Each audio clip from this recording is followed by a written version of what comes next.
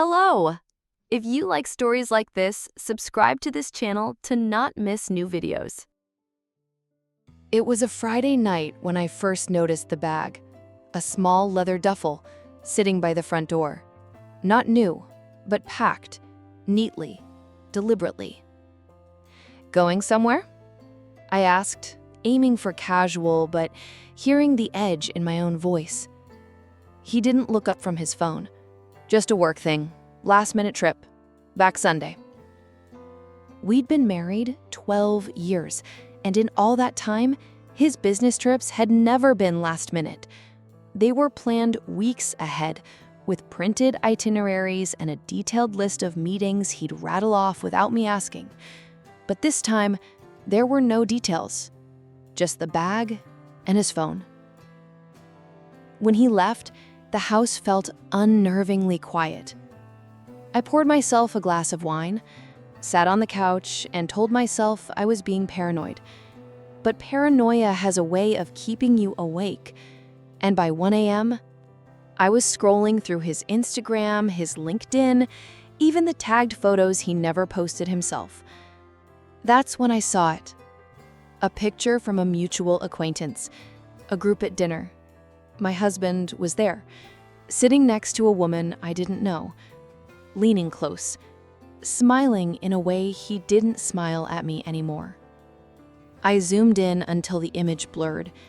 It could have been nothing, just coworkers, a friendly moment caught on camera, but my stomach knew better.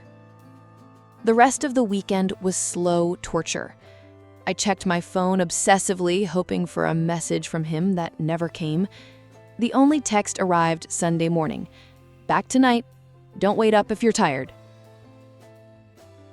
When he came back Sunday evening, the bag was gone, and so was whatever ease we'd once had. He kissed me hello, asked about my weekend, and never mentioned where he'd been. I didn't ask.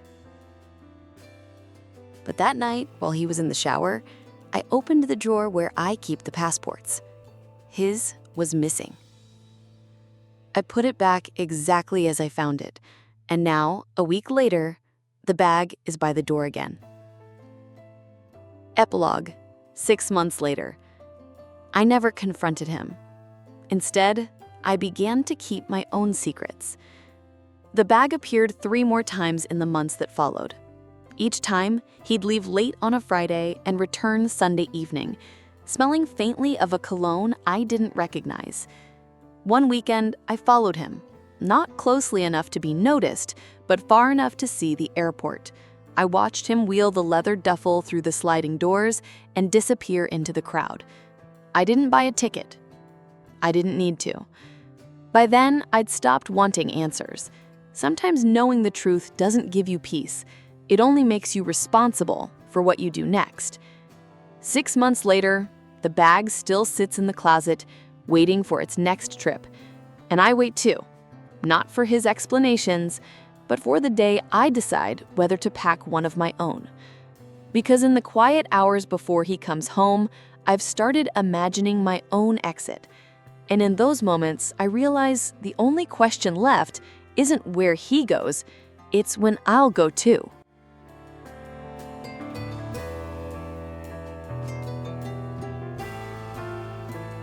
If you like stories like this, subscribe to this channel to not miss new videos.